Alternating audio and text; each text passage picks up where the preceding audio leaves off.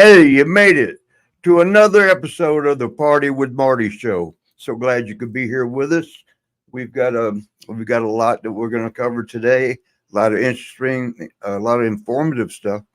Let me run over just real quickly with our sponsors. You know of this one, K-pop. Who's it say? KPopCrazy.com. We usually have it on the bottom of the screen. That our adorator, she can make all kinds of trinkets for you. These tags, the earrings, like what's in. I think I got one in here.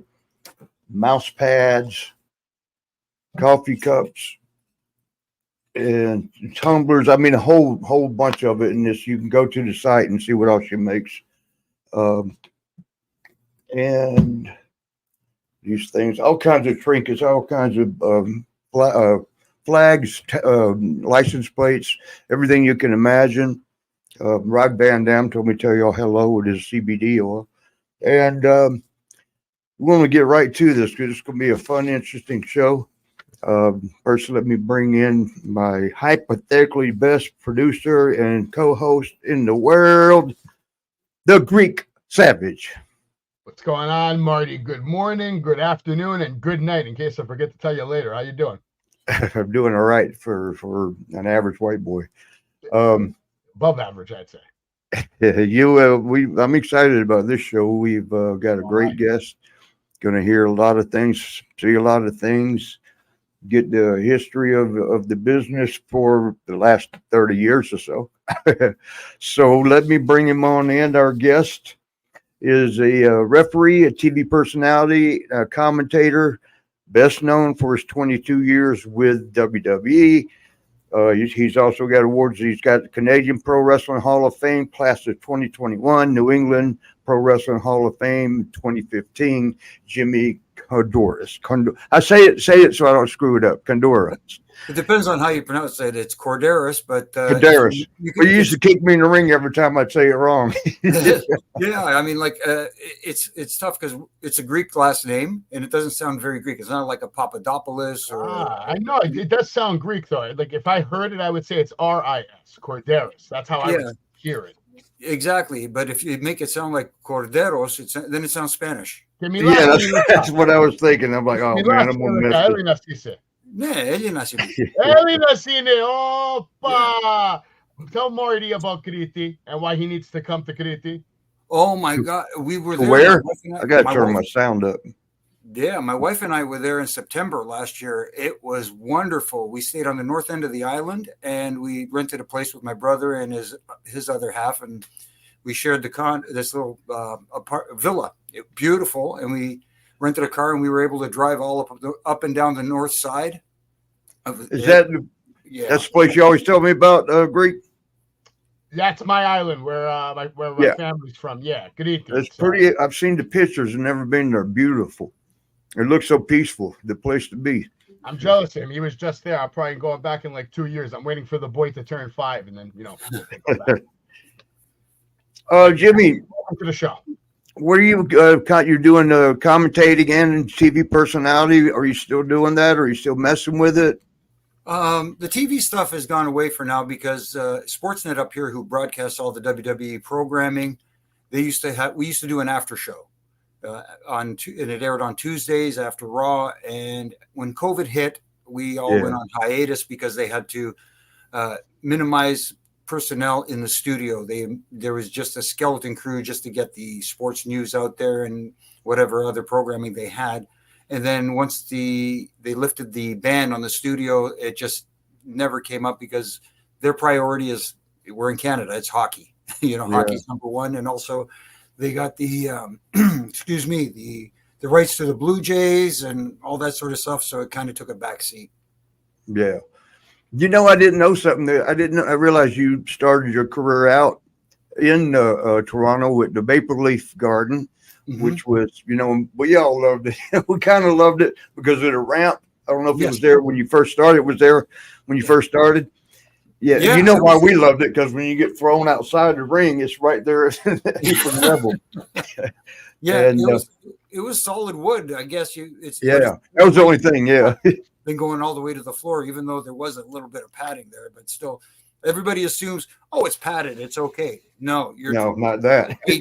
Yeah, it doesn't matter. Yeah, and it's just so weird that you walk right up to the ring at ring level. You know, you just step through the ropes and you're right there. But it was weird. Sorry, I don't mean to cut you up, but it also made it unique from all the other. Oh venues. yeah, it definitely did. I mean, we loved it. Yeah. But so you started with driving the ring truck? No, I actually started doing errands for Jack Tunney. Jack Tunney was the one who hired me, and I was the guy who ran around and did whatever needed to be done, whether it was, do something with the ring. Jack Tunney would hand me the keys to his Fleetwood Cadillac, and he'd say, "Hey, Jimmy, just go to the airport Marriott and go pick up Andre the Giant and Timmy White." And I'm like, inside, I'm going, "Oh my God, I'm going to pick up Andre." And I have to act professional, like, yes, sir. Okay.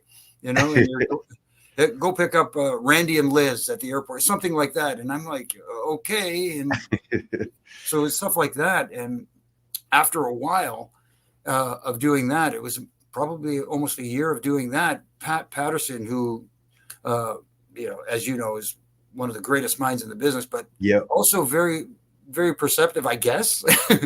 He says to Jack one day, he says, we got the kid here. We got him running errands. And the whole time he's waiting for the show to end so he can do something. He says, why don't we use him during the show? Why don't we make him a referee? And Jack says to Pat, yeah, but do we want to smarten the kid up? And he goes, oh, yeah, they were old school, right? Yeah. And Pat says to him, Jack, he's in the locker room with all the boys. He kind of has an idea that what's going on here. So why don't we just train him? So Pat told me to get black sneakers, black pants, a blue shirt, and black bow tie, and carry it with me all the time. There you go. Yeah. I was reading your first match. You remember your first match? I mean, were you nervous as hell? I mean, do you remember it? Or it's like, well, I've had thousands since. But it was SD Jones, Special Delivery Jones, and Red Demon. You remember it? Yes, I remember it. Like you said, you forget a lot of matches that you work, but at the same time, you always remember the first one. Yeah. This one was beautiful. It was a house show here in Ontario, in Newmarket, Ontario, just north of Toronto. And Chief Jay Strongbow was the head agent that day. And Chief comes up and he says, Jimmy Jam, you got your ref gear with you? And I said, yes, sir, Chief, I do. He says, well, put it on. You're working tonight. You're going to ref SD Jones versus Jose Luis Rivera, who was the Red Demon at the time. Yeah. I said, okay, Chief. Oh, I didn't know that's who that was. Okay. Yeah. So I put my stuff on. And I went to SD, and I was really close with SD. SD was a great guy. Super. I said, SD, I got some good news and some bad news. He said, yeah, what's the good news? I said, I'm reffing my first match, and I'm reffing your match. He said, oh, great. I said, what's the bad news? I said, I'm reffing your match. I don't know what to do, because at the time wasn't smart enough to ask people or ask the veteran referees, okay, how does this work? What am I supposed to do regarding positioning, how to interact with the talent in the ring and that sort of stuff? So SD says to me, you know what? Stay close to me. I'll talk you through it. And then after that, start asking questions. So that's what I did. I stayed close to him. I got through it. And then that's when the light bulb went on. And I said, okay, I got to start talking to people like Dave Hebner and Timmy White and all these guys and figure out how to do this. Yeah, that first one, you're just almost locked up. You're so nervous, but yeah, that was good advice. You got right off the bat, start talking to people. That's how you find out. And we had a good crew, there at WWF to learn from. Hell, you picked up quick. I didn't know, that you had just started when I first seen you, I think was in '88 in WWF. And all the referees were so good there. And you picked it up quick. Somehow we hit it off, and I could always joke around with you in the ring and cut up, and you would cut up back. And that always was a relief, because everybody was on the same page with buddies and how it works. I'm sorry, go ahead. No, that was the beauty of it, that I learned not to be intimidated, especially with guys like yourself who are so easy to get along with. Some of the guys were so strict, that no, we're not cracking jokes. You're not going to get me to crack in the ring. Yeah. Once you're in the back, if you want to cut up and stuff like that, fine. But in the ring, it's all business. So you're serious as hell. But every once in a while, you run into guys like yourself and God bless Owen and guys like that who in the ring. Obviously on TV, it's a different story. Right. You got to do Oh, business. yeah. But at the house shows, I love the house shows. They were just so much fun. Yeah, it was funny though. Like same thing when it was wrestling against certain guys that you knew don't cut up with them. You better they'll try to rip your head off. Yeah. You got to be serious. Which was, I mean, we could do it that way too. It didn't matter, but it was just more fun with the guys that knew how to work and cut up and have fun with it. I shouldn't say it was more fun, but you know, maybe the other guys were more professional. But if you could do both, be professional and fun, you know. And that was the thing with the refs. They always made it. All of y'all were so easy going, you know. When I first got there, I think it was Joey Morella, you, Mike Chioda, Mike Toomey. Remember him? Yeah. He said, "Tell you hello." By the way. Oh man, I haven't seen Mike in years. Please tell him hello back. Yeah. I will definitely. I told him try to watch if he can. So, yeah, we ended up living together for a minute out in Vegas when I moved out there. I think he took as much as he could, and he was like, "Look, man, damn."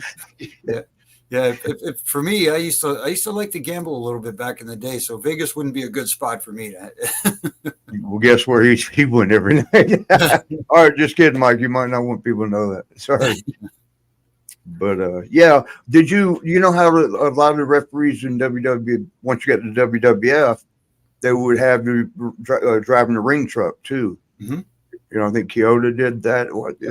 Usually the young guys, you know, a lot of the young guys, Jack, I can't remember his name, Jack Doan. Yeah. And you know, but I know even Joey had to drive the ring truck one time. He was pissed. but did they ever have you driving the ring truck? Oh, yeah. For almost the entire time I was refereeing, I was also doing double duty as part of the ring crew. And they had their own ring in different sections of the United States and here in Canada. So basically, I was pretty much in charge of all the rings here in Canada. Anywhere that it was drivable from Toronto, I would drive the ring truck as well as referee. And there was one in Newfoundland because it's on an island. So you couldn't really drive to it. You can take a ferry. It would take you forever to get there. So I remember that too. So they had an 18-footer because all the WWE rings were 20-footers. Yeah. They had it does make a difference on the timing. Yes, I can only imagine you guys had to run the ropes and okay, this is a smaller ring, this is a bigger ring. Here we go. Well, probably for y'all too, getting positioned right, you know, right? Yeah. So a couple feet all the way around shorter. Mm-hmm. So. It kind of tightens things up because a referee, as a referee, you're trying to stay out of the way as much as you can while it looks like you're doing your job. And be invisible, but when it's a little bit of a smaller ring, you're right. It's a different timing and a different mindset of positioning. Definitely. Oh yeah, for I can imagine. You ever have to work in a 16-footer? That's the one, like one step and you're almost in the middle. The only time I've worked in a 16-footer was after I left WWE, and I have some friends who run some indie promotions here, and they asked me to come out, and I did some favors for them and worked for them a little bit.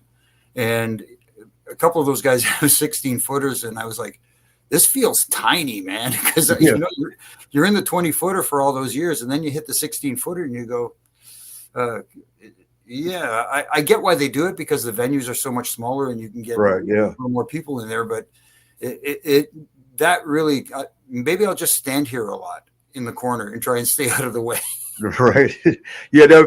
I started in 16-footers. Then when I went to Kansas City after a couple of matches in Georgia, went to Kansas City to do an 18-footer. And I'm like, well, dang, you got to make adjustments for the timing and everything, which wasn't a big deal. It just takes a little bit. And then we went to WWF with the 20-footer. Like, this is a football field, man. We're going to blow up running back and forth there. Don't call any crisscross spots. Yeah. And also the WWE rings are different because they actually use real rope. Yeah. As opposed to the cable. Yeah. And back when I first started, they used to keep the ropes a little looser than they do nowadays because I guess a lot of guys are doing more stuff off the ropes than they used to. But back, you remember those ropes were a little looser. They weren't they were nice. Yeah. Falling into a pillow. Now you get a bruise across your lats when you hit it. But wanted to ask you about something. Wait a minute. First of all, let's go back to the cutting up. Did you? Who was the worst messing with you? Like, sometimes we would grab the refs behind his heel and pull him almost like Right. take a bump. The Hebners, we make them take a bump every so often. Earl loved it. Oh my Dave's God. like, stop playing, man, stop playing. But who messed with you the most playing around like that? Playing around. I know Owen had to be in there. Oh, absolutely. Owen was one of the best ever. I mean, like little things like he would. I still don't know to this day how he untied my sneaker laces on my sneaker in the middle of a match. And just like he'd get down and grab a rear chin lock and go, okay, Jimmy, your shoe's untied.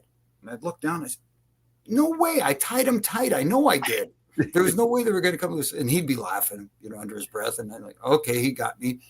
And not only the best one he ever did was him and Jeff Jarrett were tagging for a while.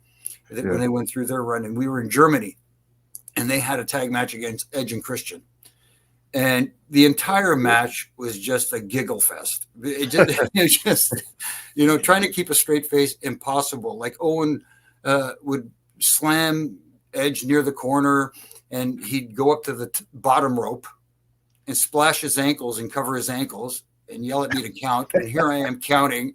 And, Edge is just barely kicking out at 2 3/4. And I'm like, I want to laugh my ass off. And I can't, I'm trying to, and then they start doing the deal with the foreign object where Owen's using a foreign object and he keeps passing it back and forth with Jeff. And I keep checking the other guy as they're passing it back. And, Christian would come in, hey, no, he just passed it to him. And while he's telling me that, they pass it back, they do the whole thing. Then Owens tucks it under his arm. And when I go to check him, he says, count, do the count, do the 5 count, make me lift my arm, to expose the foreign objects. So I'm like, if you don't lift your arm, I'm going to count to 5. And if you don't lift your arm, I'm going to disqualify you. So I get the 4, he lifts his arm and this red napkin comes floating out.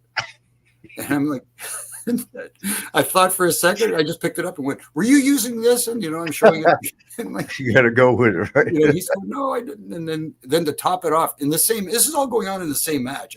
I'm telling you, the whole match was like. The crowd had to be laughing some. Yeah.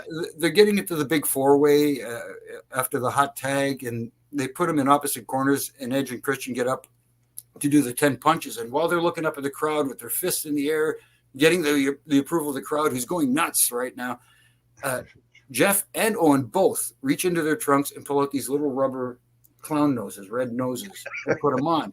And then they look down to give the 10 punches, and they paused in the middle of, cracked up laughing, but then ended up giving the 10 punches.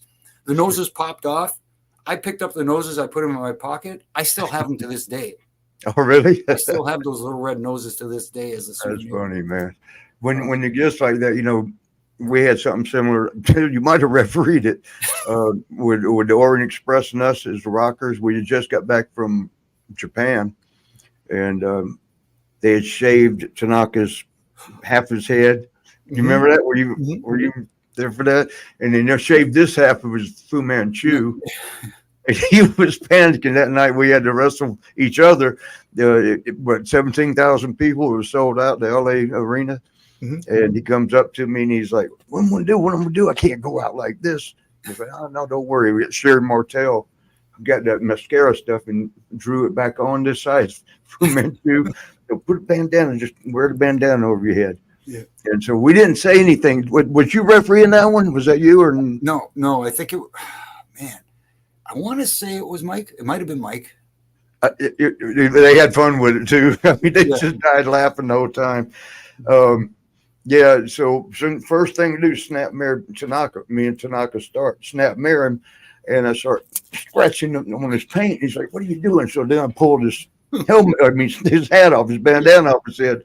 And the crowd goes laughing crazy, and he's just like walking around like, "What are you doing?" It's like, "Hurry, lock up!" Got him in the rear chin lock and finish wiping off. And he gets up, and that's missing, and the crowd was just laughing. The referees, all 4 of us, dying laughing, and we clowned, but then we got serious and had to. I'm sorry, I didn't have that off. But the crowd just like they stood and clapped because they were entertained, and they still got the show they wanted, the good match, but the entertainment with it. So yeah, it's sometimes we have fun with it. When it worked good, it was because Because did they keep y'all on the road 300 days a year too, back, in the 80s or late 80s? Yeah, and into the 90s. Yeah, it's funny you said that because my wife and I were doing some cleanup around the house now, like in the basement, and finding these old folders that I had with the calendars of the schedule and stuff like that. And, especially back when we had the brand split, when we had Raw and SmackDown before the brand split, it was house shows were, some of them sometimes started on Friday, but sometimes on Saturday. And then you'd have weekend house shows, Saturday, Sunday, live TV, Monday, Raw. Yeah. Tuesday night was taping SmackDown. You go home Wednesday and you get home whenever. Oh, yeah, that was like early 90s, right? Yeah. Yeah. You get home on Wednesday, whatever time you can get home. You always try to get the earliest flight home. So you have all day Thursday at home before you fly out Friday again. Yeah. They were, and at one point in the early 80s, God, they kept us, we'd heard the horror tales about the guys going 50 and 60, days in a row and flipping out on the planes, like the Rougeaus throwing ice at each other, just back and forth, like nothing to it. Hercules wouldn't open the emergency escape door, so they started taking them off because we're going to cut back on those long tours. That's right when Sean and I got there. So we only had to do 20 and 30-day tours.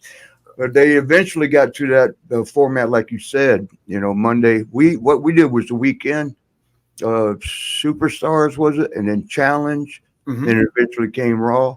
And then a couple of days off, and then you start back the whole tour. Then later when SmackDown came is what you were talking about, where you would do that one on Tuesday. Monday was Raw, and then Tuesday, and it was show Friday. Mm-hmm. But yeah, it was crazy back then. I always wondered if y'all were having to do the same thing, because it seemed like we had different referees on the East Coast as West Coast. Right. Yeah, they kind of tried to split us up a little bit because trying to drive a ring truck across country was brutal. It was brutal. And they had three. Go ahead. No, sorry. No, now they have the transport trucks, which is better. You don't have to actually drive a ring truck anymore for any of the ring crew. That's transported already, but they have to show up early to set it up and that sort of thing. So they kind of split us up that way. So if they were on the West Coast, whoever was the guy in charge of the ring crew on the West Coast, he would take care of that. I was like the North, pretty much Canada and Northern, U.S. in the Northern Michigan, New York State area. And, they had, it was great because they had rings placed in different sections of the country. Sitting sitting in the back of a truck. So you would fly in. You'd pick up the truck and you drive it, and then once the tour is done, just drive it back to where they store it. That's how it. All right. Yeah. Did that ever make for uncomfortable in the ring, like it being a different ring, or they were pretty much all the same? WWE. They were all pretty much standardized at that point. They were all that 20-footer, but it was that harder ring because they changed the rings. They had a different. It was the one that was had that big spring in the center that was not very giving. And on top of those 4x8s, so it was weird the way it was set up. It was two 4x8s across from each other with 4x8s running down the middle this way. Yeah. So and what we do too is we put them down and we duct tape them so that they wouldn't overlap when you guys take a bump. Oh yeah. Because you put down the canvas as tight as you can, but there were some big boys, and when they bumped those boards, they moved. Yeah, Bundy's and John Studd didn't really bump, I don't think, but he did. But what would cause that? I think that we had the plywood, like sheet of wood, because sometimes you can bounce around the ring and you feel like a hole or opening, not a hole like that, but a little gap that you would want to be careful, especially if you're going to try to do a drop kick or whatever, or you didn't want to land that spot. What was that? Were they is that when y'all needed to tape them down or something? No, it was. You know what I'm talking about, right? Oh, absolutely. The ring apron, if you don't tie it down tight enough, because that string and that apron is what kind of holds the board in. The ring canvas, the ring canvas itself. The canvas, it overlaps the ends, and that kind of holds the boards in tight.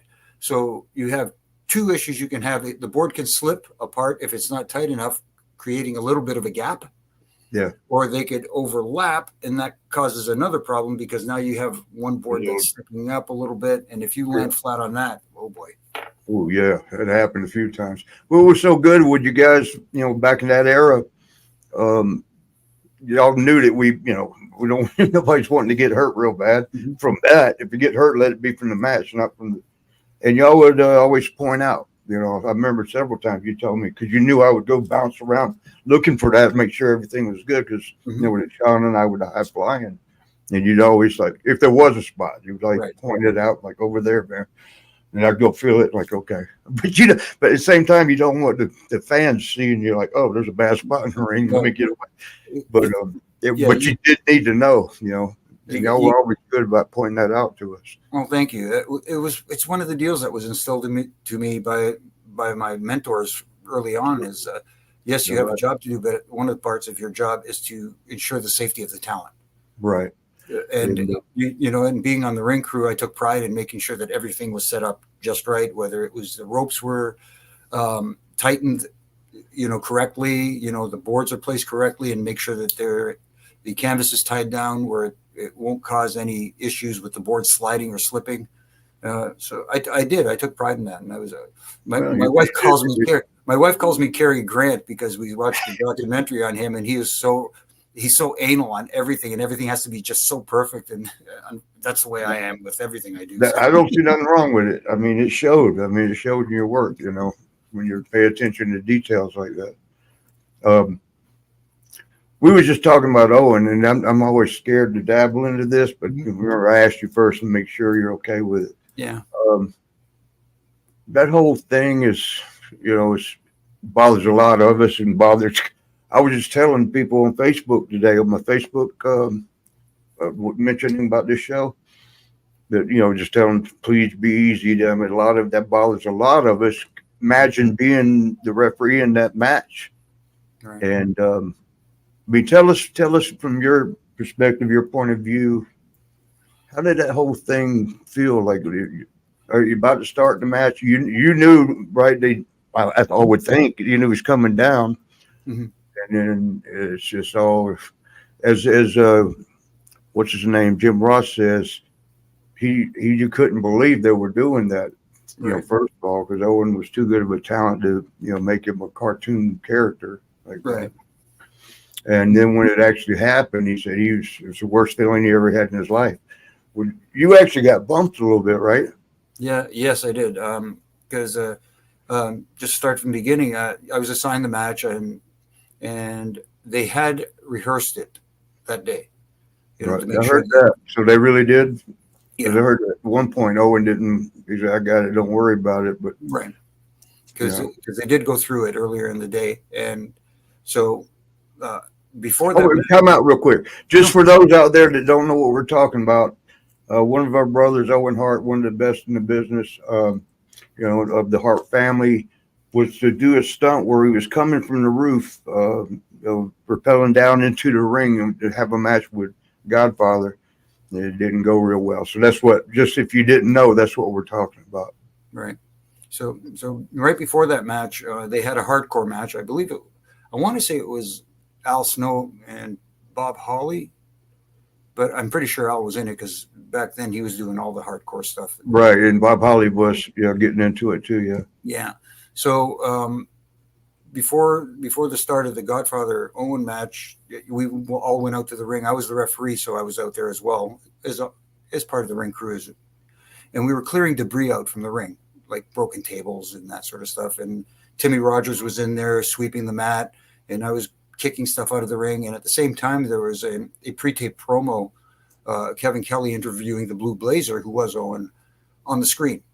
Right. Yeah, so I was on that side of the ring, the facing the entryway, and I was holding the top rope and kicking debris out of the ring and kind of keeping an eye on the promo as well, because they had dimmed the lights a little bit and just so that the fans could see it a little better. And just it happened in a flash. It was like I heard yelling. I did hear yelling. And, but you're in an arena with, right. 15, 16,000. It's nothing out of the ordinary. Right. But again, it's sometimes it's hard to. Yeah, I can only. In an instant, I mean, no worries. In an instant, I felt something brush against my side here, on the side, and my shoulder. It wasn't like something to knock me over, but I felt it brush by. But in the same instance, I was holding that top rope. That top rope snapped out of my hand and snapped back into my fingers, like jamming my fingers. And my first thought was the top rope snapped. right. For some reason. But as I was looking around, I noticed the rope was intact. Everything was good. And I'm still wondering, what would cause that. And I turned to my right, and like Owen was right there. He was, and I didn't put two and two together at the time. You know what I mean? You see this and you're thinking, okay, Such a fast speed. Yeah. Yeah, what the hell just happened here? And it took me a minute to register, and I called out a couple of times to him, got no reaction, nothing. And so I panicked and I started yelling for help, and over to the timekeeper, to anybody who would listen. And that's when everybody started filling up the ring with EMTs, and Dr. Francois was there. And I didn't want to touch him because I didn't know what to do. Yeah. So I backed off, and I was watching this whole thing unfold, and they loaded him on the board and put him on the stretcher and started wheeling him to the back. And I don't know why I did this. It just I don't know. I picked up his robe that was laying in the ring, and I walked back following them with the robe. And they wheeled him outside into the ambulance, and we're putting him in the ambulance. And I was, I was shaking. I didn't, watching this all unfold, and then someone gave me a cigarette. I used to smoke back then, and said, here, have a cigarette, calm down. You got to calm down. And then John D'Amico, who worked in the production office, came up, and they said, you know what? They want you to go to the hospital and get checked out. And do what? Go to the hospital and get checked out. And I said, no, John, I'm good. I don't need the hospital. I just need to get myself together here. He said, well, that's them. They're telling you have to go. You have to go. So he took me to get checked out, and I got checked out, and they said I was fine. Everything was good. And I asked the nurse who came in to talk to me, I said, my friend that was brought in here, the wrestler, how is he? And she said, oh, you're with the wrestler? I said, yes, I am. Yes, I am. Just wondering how he is doing. And she said, I'm sorry to inform you, he passed away. And I just lost it.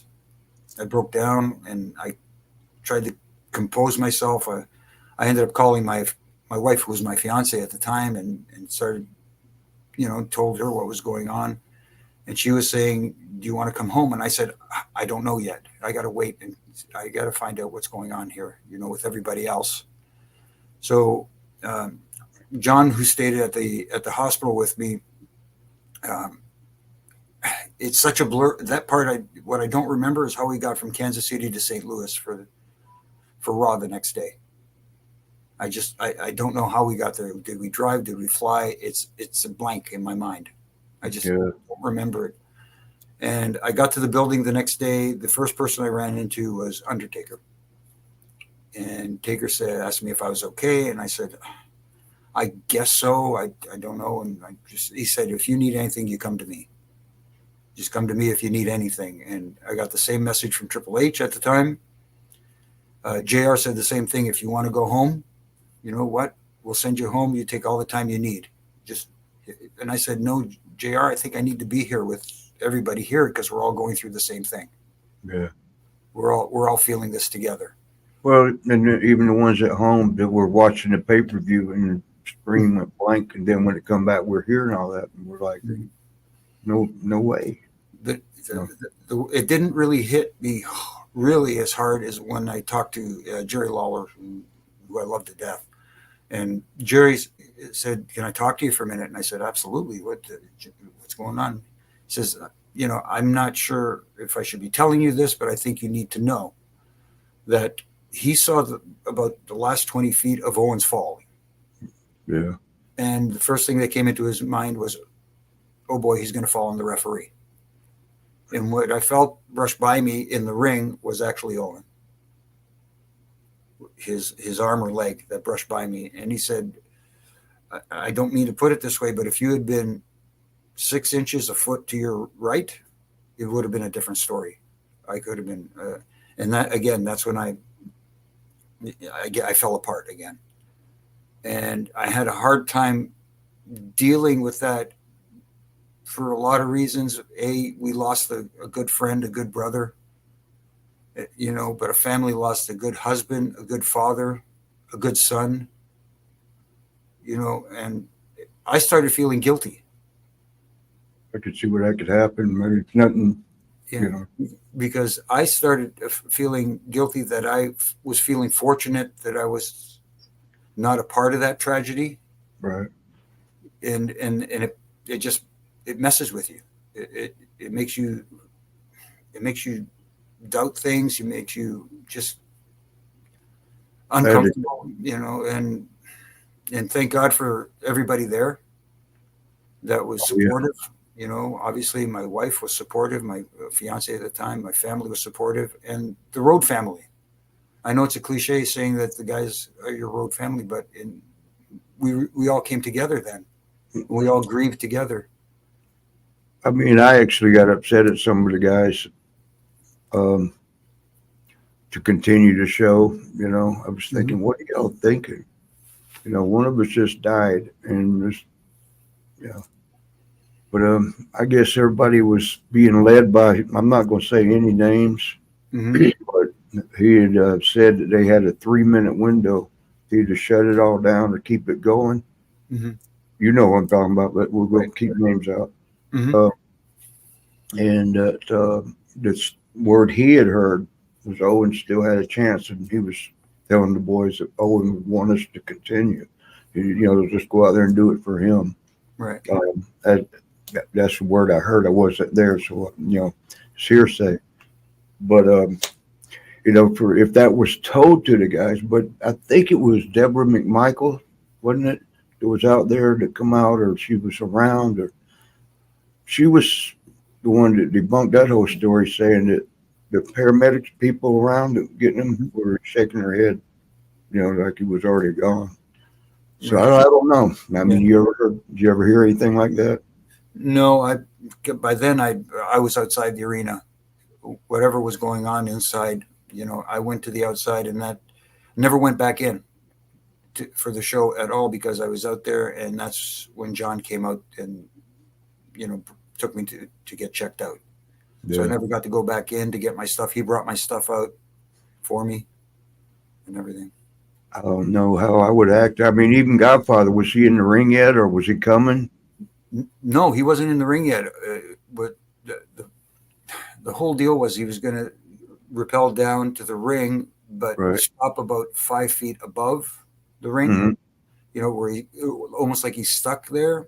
When Godfather would come out, and they do a little comedy bit there with him hanging there, and then they had a quick release mechanism on the front.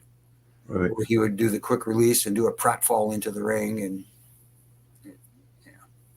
so he wasn't out there yet. That's kind of a foul ass angle anyway, man.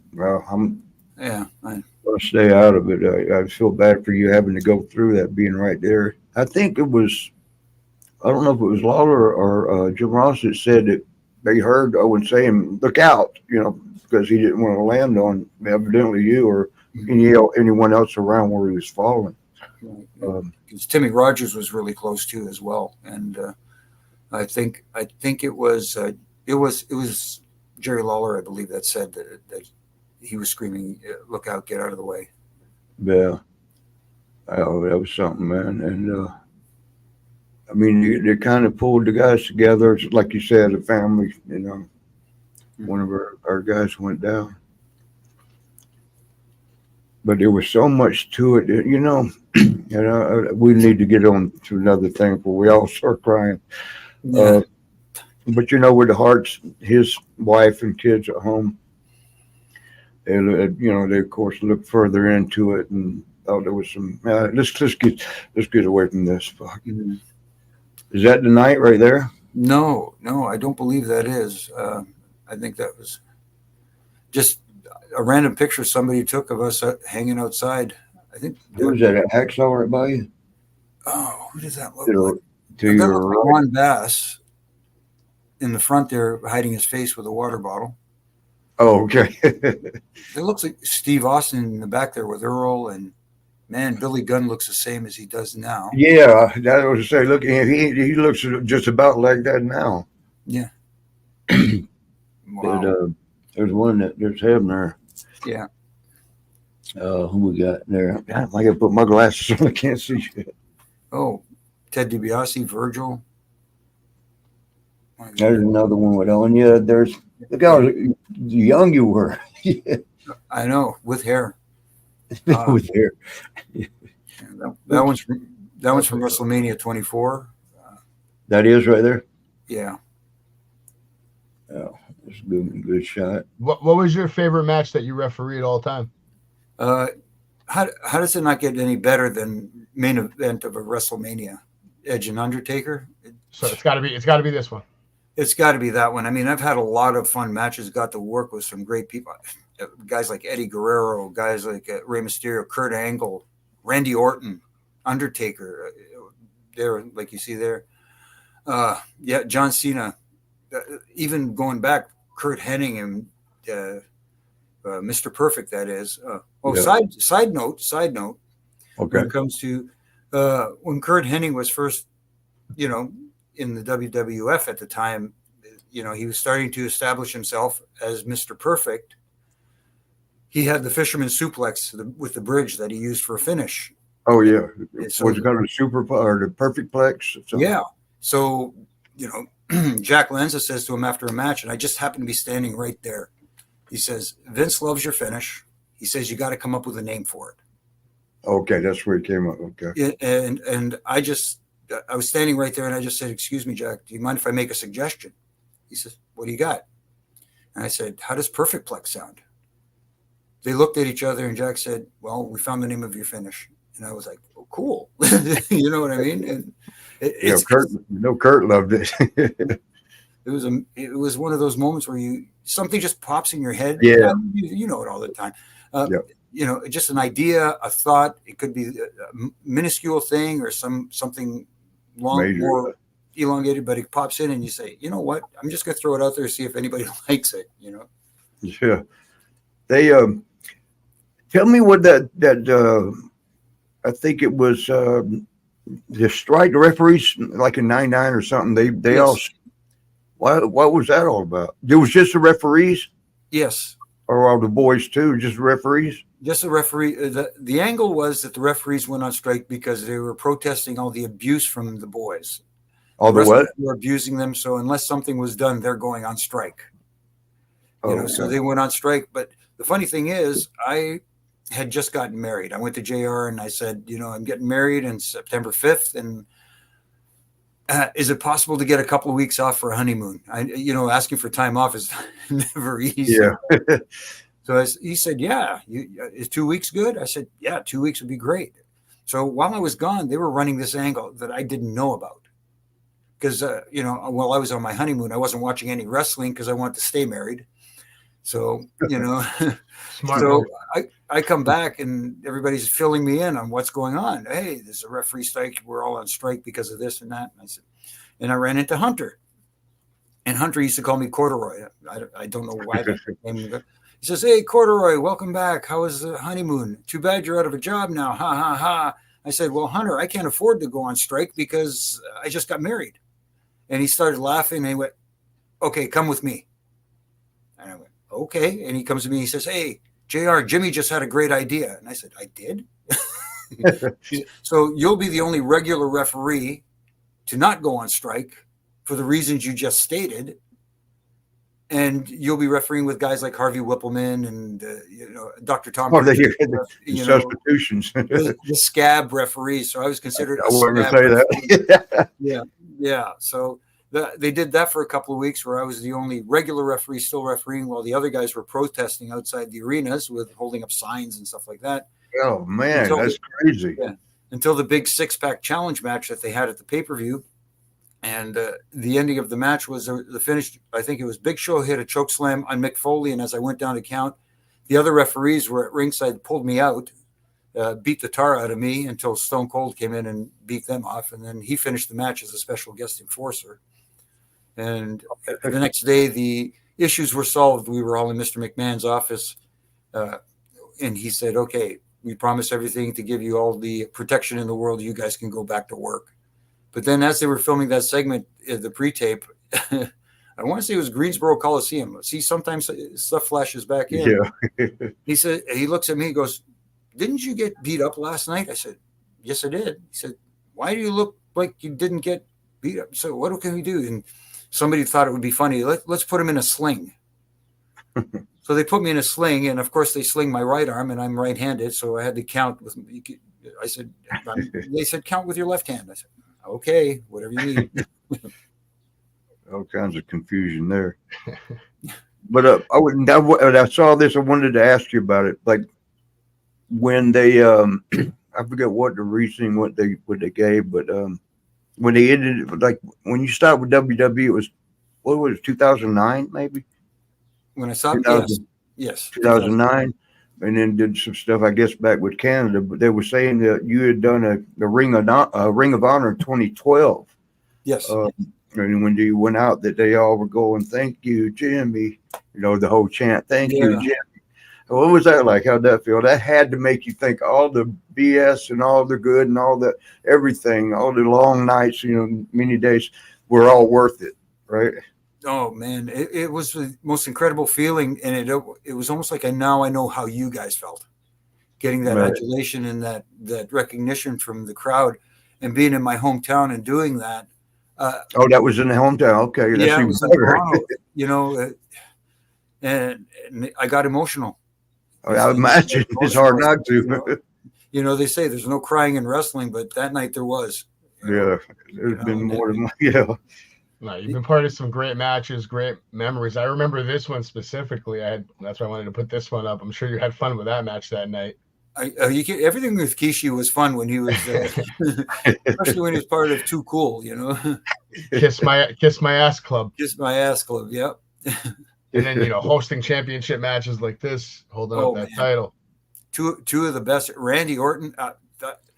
I know I get a lot of heat on Twitter because I mentioned a couple of weeks ago, maybe 2 months ago, that I thought right now Randy Orton is the most complete wrestler on the planet.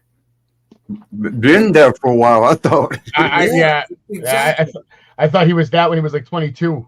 So yeah, but just add 20 years to that. See, and they don't understand what I mean by complete.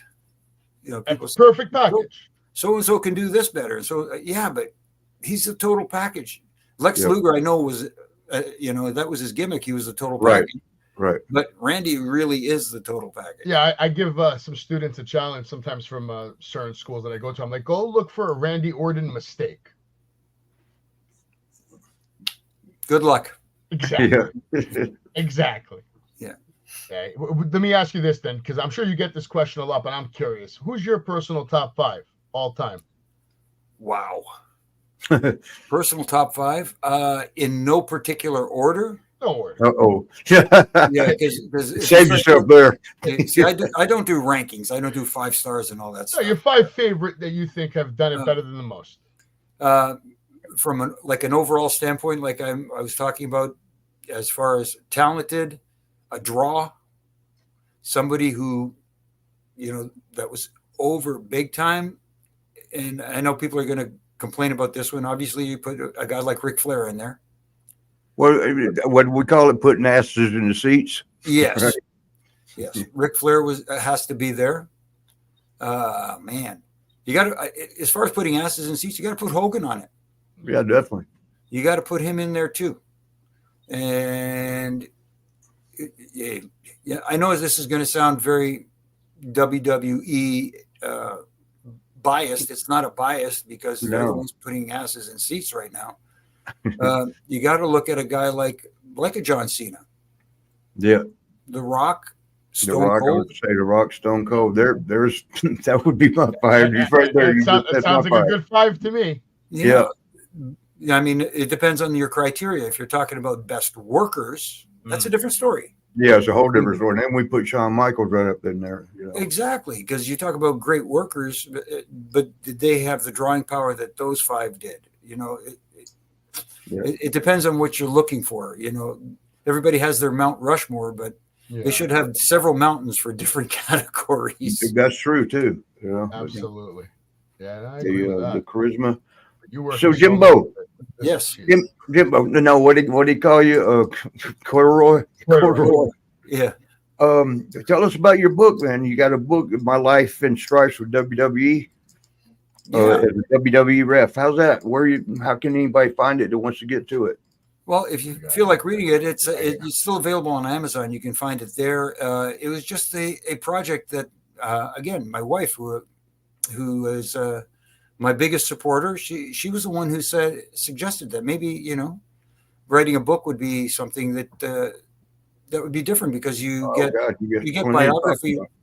You get biographies from you know, wrestlers all the time, but nobody's done it from a referee's perspective. Right. But that's interesting. But I don't want it to be one of those tell all crap on this guy, crap on that thing. I just want to tell my story and how blessed I was to be able to do it for so many years. Right. And where a lot of things.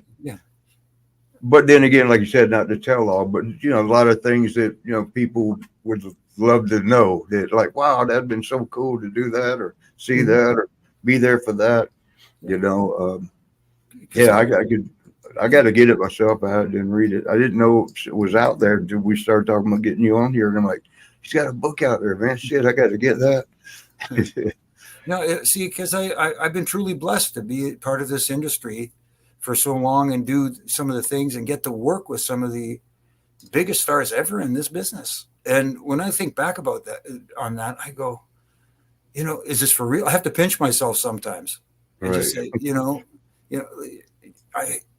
all the names, I can go on, and I don't want to, and I don't want to make it sound like I'm patting myself on the back, but it was the coolest thing ever.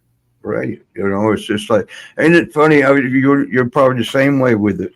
While we was going through it, we was doing what we're supposed to be doing. We weren't really recognizing, look at this. And then once we get away a few years and we look back like, gosh, why didn't I appreciate it more? But it's not that you don't appreciate it. It's just you're doing your job. You're every day. You know, that once you step away, that's just like with the Rocker reunion. After I came back, after gone for 5 years or so, you know, stepped out in front of a crowd just going crazy, and I'm standing there. I'm looking, and I'm like, wow, taking it in like we had this every night. And Sean's going, come on, man, we still got to go to the ring. But yeah, you know, you're appreciating it from a different place. It kind of wished that we could have during, but then we're still doing good. We got to see the world. You know, a lot of people don't get to see all the places. And it was, you know, when we did them tours, it was an everyday thing. So we didn't really I don't know, I wouldn't say we didn't appreciate it, but like if you're in France, get out and see the Eiffel Tower, or, you know, go see, you know, the sites at different places, you know. Right. And we're like, you know, this is every day for us. Whereas if, you know, somebody's just dying, saving all their money to go there and get that picture, you know, Leaning Tower of Pisa or whatever, you know, it's like, it was every day for us. And then when it's over, if we want to say that, when it's over, you look back and like, wow, I did that. I wish I would have appreciated it like I do now back then, you know. Exactly, because I have a lot of memorabilia here. Like I've got a big poster up in my office here, the SmackDown tour we did of Malaysia with Rock on it, and Rock actually had signed a nice little note to me on it. And like I treasure that. I got pictures of myself. One of the things we used to do that was really I thought very important was those tribute to the troops shows. Oh yeah, where we'd go to Iraq and do the shows for the troops. I mean, like that was an experience. It wasn't easy. Trying to transport a ring over there and get all the guys over there, and you're flying on military aircraft, and I got chills and scared and happy, you know, for the fact that we're doing that, but scared at the same time. Like, man, hopefully nothing goes wrong. And then you're and I'm thinking to myself, wait, I'm going to complain about sleeping on a cot. These guys are here, you know, protecting everyone. Yeah. doing stuff that I could never do. So you know what? I could suck it up. Geez, for a couple of days. Are you kidding me? Yeah, right. And again, seeing a different culture, like when we'd go to these places, like Japan for me was my first one ever. And what a culture shock. It was just like, man, we're assholes here in America, fighting us and everything. But, every country had its own thing. Mm-hmm. So, Jimmy, you think it's time for you to be in the Hall of Fame? I think a lot of guys deserve to be in the Hall of Fame. And let me ask you this tough question. If you could pick 5 people, whether it's refs, workers, anybody in the wrestling world, who is not in the Hall of Fame that should be? And include yourself if you feel that way. Well, you mean the WWE because it's in 2 of them. Yeah. Oh, yeah. Well, the WWE Hall of Fame, yes. Right. Well, obviously, I'd love to see more referees inducted into the Hall of Fame that I think not only deserve it but have earned it. Yeah. I mean, I try to tell people without the referees, there's no match. Right.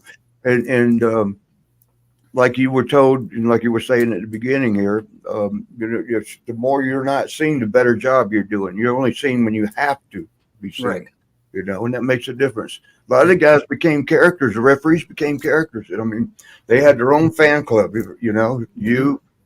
Kyoto had his own crew, and right. Morella had every girl out there. It was the hair. Yeah. He had the Kavorka. But yeah, that was, I mean, I don't know why. Have they never put any referee in there other than Donald Trump because he refereed one match or something? I know he's in, but I don't know necessarily as a referee. Well, Teddy Long's in the Hall of Fame, but he's in there mainly because he did so many things. He was a general manager. He was a manager of a lot of talent. He was a referee at first, but I think because of all the things and all the different things he did, he earned that spot in the Hall of Fame. Timmy White is has the Warrior. I forget how they say it. It's the Warrior Award. The Warrior Award. Yeah. Yes. So Timmy's Tim White did. Timmy White. Yes. Yeah. As far as I was just saying he should have got a award for taking Andre around the whole country. Yeah, no, God bless him for doing that. But they become such good friends. They were inseparable. They were like Abbott and Costello. Those 2 guys. Yeah, they were hilarious. Yeah, they were. Other referees, I think that should go in the Hall of Fame. Obviously, 2 of my mentors, Earl and Dave Hebner. Oh yeah, for sure. It's crazy that they're not. Yeah. I don't get it. I really don't. I know there was heat for something back in the day, but still, everybody's past that now, especially under the regime of Hunter. He's opened the doors. He's extended the olive branch to a lot of people. Earl was part of some of the biggest moments in the history of the business. Right. Insane. Absolutely. Yeah. I don't get that one. If you're going to look outside WWE, because they have been inducting people from outside WWE, I would look at a Tommy Young. Tommy Young, I think, deserves to be in there because he was actually the first referee that I paid attention to. Was he down in NWA and WCW or no? He was with us. He was in NWA. I noticed him because we used to get Mid-Atlantic television up here in Toronto from the Buffalo affiliate. And before Vince moved into the Toronto territory and bought that territory out from Jack Tunney, the Tunneys used a lot of talent from different places, but the main talent pool was from Mid-Atlantic Championship Wrestling. And Tommy Young used to travel with the talent and referee matches up here. And he was really the first one that I paid attention to. And okay, this he's a referee. He's cool though. I liked the way he worked. And I didn't know enough at the time to say I like his work. I just said, oh. Yeah, that's cool. What about Nick Patrick? Remember him? Oh, Nick. Yeah, because Nick again is another guy who did angles. He's a worker too. Right. And when they first came over, when WCW did the invasion here in WWF or WWE at the time, Nick was the lead official from the WCW crew and battling against the WWF referee crew. And I didn't realize that. I mean, must have slacked out a little bit during that because I wasn't part of it. So I'm like, I ain't watching this. Yeah, no, I It was get it. kind of hard to watch No, I when you're get not a part of it. You know, it's like watching your wife with somebody else. it. Yeah, it's oh my God, I don't even want to think about that. But but there's so many great referees out there that just Pee Wee was pretty good. Remember Pee Wee? Pee Wee Anderson, yes, Yeah. There's was a pretty lot of good. them out there. There's a fellow in Texas that I really liked was James Beard. Yeah, there's another one out there, you know, and Randy Anderson. You talked about him, Pee Wee Anderson, Mark Curtis. That damn sure was a lot, I guess. I didn't even think about all that. Yeah, It was just so funny how y'all would study each other, you know. So I might as well ask this question then, because you've been on the news feeds all over the world the last couple of days, and it has a lot to do with the other company we haven't talked about, which is All Elite Wrestling. So 2 questions. What the hell's going on with the steel chair? Yeah, we talked about that, yeah. Because apparently, what was Jack Perry last week got cracked in the head but with a steel chair. Looked brutal, right? It was by Mark Briscoe. It looked like a brutal chair shot. Right. I believe QT Marshall kind of went nuts on you because you said something like, you know, basically, I think you made a video, right? Showing that the chair is real, that you can't, you know, really kayfabe this, that shit hurts. And his response was what happened exactly? So basically he's telling me, I don't know the language parameters here, but he basically said, I don't know jack shit. Yeah, no, there's no language parameters. Yeah, but you know what? I get it. He's defending his crew. He's defending his brand. And, you know, especially after something that got a lot of people stirred up, especially those that have suffered over the years from head trauma and stuff like that, especially in 2024 with all the information we have about it. Yeah, with CTE and everything. Yeah. So I thought it was inappropriate. And, you know, I was doing a little thing at a local thing for a friend of mine, saw the chair and just thought I'd put the video out there. And of course, it caught fire. And as far as what they're saying, the claim is that they use gimmicked chairs for headshots. Yeah, you just tell me about that. Do you want to tell everybody? So apparently, and again, people say, well, we don't want to let people know how the sausage is made. But hey, what they say is they use a grinder to grind the seat of the chair down to the same thickness as a cookie sheet. And then they paint it over again to make it look like nothing was done to it. And that's what they use to make it lighter. And I'm thinking to myself, okay, let's say they do grind it down. It's still metal. It's still fastened to the chair. And someone swings for the fences like they did, like Mark Briscoe did.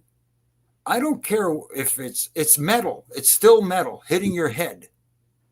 I don't know I know, and people say, well, what they do sometimes is they pre-bend the chairs, like they'll knock it against something to get it to bend and then pop it back out so that then we hit somebody that it'll bend easier. Yeah, but you're still hitting the guy in the head with a metal chair. I saw the chair shot very closely, and I was hoping that it would hit the cage so it would take some of the shot. That's what I was thinking he was going to do. But no, listen, I've taken chair shots, I've given chair shots, and chair shots make certain noises. And that was the noise of a fucking legitimate chair shot to the fucking head.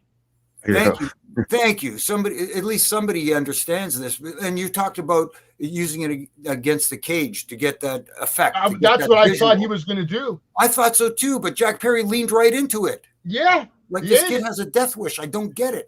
You know, what have we seen over the years when they did ban chair shots in the WWE because everybody got up to speed with the CTE and the trauma that, I blame that on The Rock and Mick Foley with that match. That was insane. You remember? Yes, exactly. So what did they do? Edge and Christian used to do the concerto. But guess what? They knew how to do it where you weren't hitting the head. It looked like you were sorry, guys, for giving away and peeling the curtain back this far and breaking down that fourth wall, but they weren't making contact with the head. The way you shot it with the camera made it look like it. It got people going, oh, I can't believe they did that. Could have done the same thing with this chair shot if you wanted to do it, which wasn't needed in this match with all the other stuff that went on. where he's laying against the cage. You swing, have the top of the chair hit the cage, and have him sell, because that's what you do in this business. You sell. Yeah. Yeah. Anyways, so I took a lot of flack for it, and everybody came out of the woodwork and said, I'm just a washed up old guy looking for getting paid by WWE and looking for a Legends deal and all this. Dude, I'm not looking for anything. That's what they say about any of us that like to remember how it was supposed to be. I mean, of course, it's going to change, and that's what Pat Patterson, as you had spoken about earlier, was so good at, was adjusting with the new generations, the new style of wrestling, whatever it was, the new psychology. He was able to adapt to all that and keep going for all of those years. And, I think some of us do fairly good, maybe not as good as him. But and they look at, like you said, they look at us like, oh, you old bitter men and shit, And why am I bitter? I did my piece, I'm a piece. I'm a piece. I don't have to hit an airplane leaving and going through customs every week, which I'm perfectly fine with. But as far as the evolution of the business, yes, I get that the business evolves over time, but you don't have to reinvent the business, because the structure of the business has worked for over 100 years. My analogy is this. When the wheel was first invented, it was made of stone, right? Because, it was practically invincible when it was made of stone. Then they made it out of wood because it was lighter and easier to transport. And if you needed to fix it, you can replace it easily. Then it was made of rubber. Then it was vulcanized rubber and run flat tires. And you got all these different incarnations of these now plastic and the wheel. But guess what? At the end of the day, it's always round, because you can't go forward if it's any other shape. Right. Good analogy too. I mean, it's a very good one. And, the wisdom in psychology never is going to change. The moves, obviously every generation wants to do more than the last one did, and that's how we were. We wanted to do more than what we saw, and that's never going to end. It's just how far can it go? And every time we say that, it goes further, and it's like, wow, the athletes today are unreal. Yeah. But the psychology would remain the same. The basic psychology, not the intricate parts may not be, but the recipes don't change, Marty. Right. Yeah, that's true. You can add a little spice here and there to the recipe, but you know what? It's the main ingredients are always the same. Exactly. Whether it's a steak or it's a chicken, you need a fucking chicken, you need a steak. You're not changing that. And this whole adage of just because we critique something means we hate it. No. And we want to go, no. We want them to succeed. That's why we critique. We critique because we want to see them do better. I'll give you an example. Will Ospreay, fantastic talent. This guy's done stuff that that is incredible. He's one of the best in the world right now. Yeah, but when I was watching other matches, like when he was in Japan or when he first came to AEW, it was go, go, go, go. There was no break. There was no spots where he'd take his time and sit there and sell. Then I've seen the last few matches, like especially when he had that match with Bryan Danielson and stuff like that. And he slowed down, and he still does his incredible stuff, but he's picking his spots now. When you pick those spots, they mean so much more. I've always said that, you can do all the crazy stuff, but put some time in between the next one, Look at the match he just did with MJF. It was damn near 59 minutes and 57 seconds on a random Wednesday night. We never get to see that. That was magic. Yes, it was. It was an incredible match. It was an incredible match. There were two spots in the match where I, as a referee watching from a different set of eyes, that I went, come on, guys, you guys know better than that.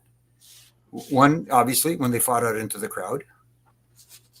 Because now with the referee going out there and letting him fight for 5 minutes, you just killed his credibility. Because later on in the match, they're fighting at ringside and the referee's implementing a 10 count. But they were fighting outside for 5 minutes, just 5 minutes ago. Well, that's because, Jimmy, they never really implemented the referees to have credibility from day one. So, the AEW fans are used to that. They're used to count outs not meaning a fucking thing. Well, unfortunately, I'm getting used to it when I watch it now. It shouldn't be that way. You're right. You're right. You are right. First, you want to present it like it's an authentic competition where, it's a real sport, quote unquote, real sport. Or competition, like you said. If you're going to do that, then have your referees enforce some rules, because if there are no rules, then guess what? It ain't a real sport. Exactly. And we're fighting to make them believe it is. Exactly. Don't worry about QT Marshall. I have a good friend at AEW. He happens to be the world champion. So what I'll do is I'll tell Swerve to go slap QT Marshall for you ASAP. No, don't do that. He's already blocked me.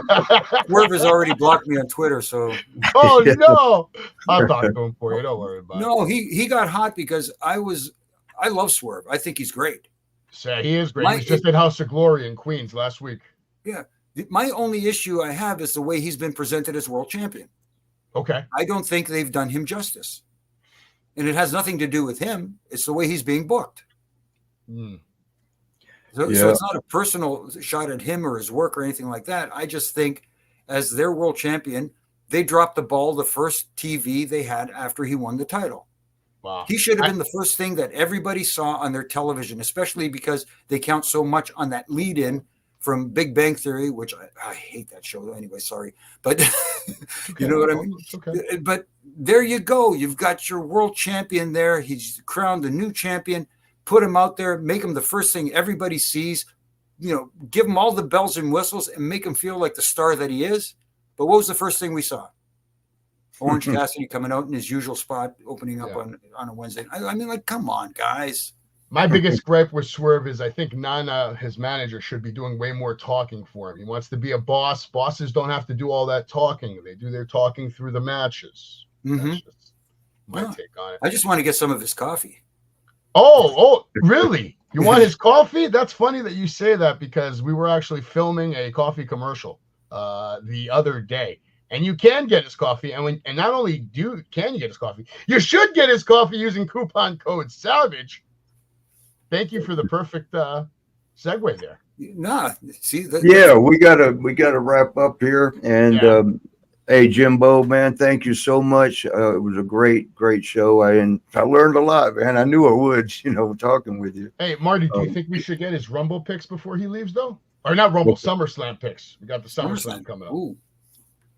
You down to do that real quick, Jimmy? We'll do a speed run. You give me your picks. Absolutely. That you'll see a little winner on the bottom. That's who I think's going to win. Don't worry about that. LA Knight, Logan Paul. Who you got? I think it's time for LA Knight because you can only pull the rug out from under him so often. He's so over. Don't lose that now. This is the right time. Logan Paul, give him credit because for a guy who's had 8 matches.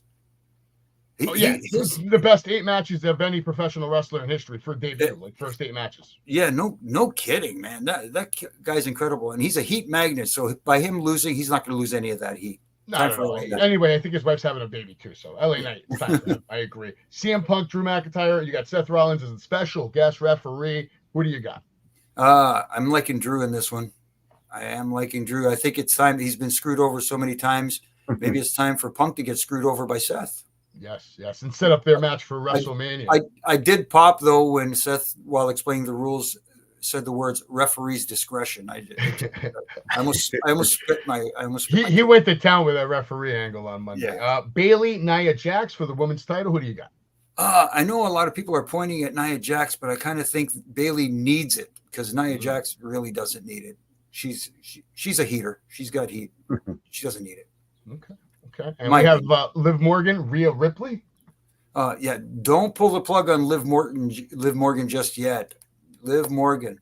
I think Dom's going to play a factor in here, and we're going to find out that it's a little shenanigans going on. I'm kind of hoping the whole Judgment Day implodes with Finn Balor maybe coming and getting involved and helping Liv win. We'll see what happens. And now this match, I'm looking forward to it because I hope Braun Breaker kills him. What do you think is going to happen? Braun Breaker, Sami Zayn, IC title. I agree that I think Braun Breaker's going over, but I like Sami. Don't kill him. Just maim him a little bit. All right. And you have Gunther taking on Damian Priest for his world title. Is it time for Gunther?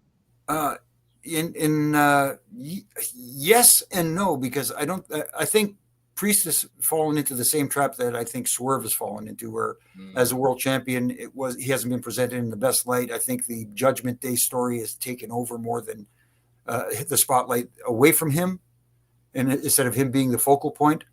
So maybe this could be a big boost for him, but at the same time, Gunther is just, man, the guy's got it. Yeah, scary. And the main event. Cody Rhodes taking on Solo Sikoa, and I love to see this because I'm a big fan of NXT, and it's just nice to see someone from NXT in the main event of SummerSlam. Yeah, I know. Really, I can't see Cody losing in this one, but I wouldn't be surprised if they did it, considering who may be returning and how they get involved. I mean, everybody's talking, we want Roman, but there's still a final boss that hasn't been seen since after Monday Night Raw after Mania, yeah. After Mania, yeah. And he did hand Cody something that we still don't know what it was. Okay. Yeah, maybe he plays a hand in this, but at the same time, I don't see Cody dropping it just yet. I think there's a lot of money on the table with Roman and Solo. Copy that. Cody Rhodes definitely not going anywhere. I'm gonna excuse myself. I'll let you two say goodbye to the fans. Okay, all right, brother. Hey, Jimmy, if it's okay, maybe we can have you on again sometime. That means very fun, very, very informative. Absolutely, a handful of laughs, and yeah, we hit the whole spectrum. A little bit of crying, a little bit of laughs. But so you're welcome to come back on anytime you're able, and I know the fans are going to love you, as they always have. So maybe next week, maybe we don't know when. And don't forget tomorrow, if you're watching this tomorrow night, this is we're taping it on Wednesday. There's the Friday special, 10 o'clock, same thing. We'll mention that again on Facebook on another live. But until then, for Jimbo and for you don't mind I call you that, do you? No, man, love it. All right, okay, Jimbo, and Greek Savage and myself. We'll see you next week right here, same damn time, same damn place. See you. All right, hang around in the studio, guys. Everybody have a good week.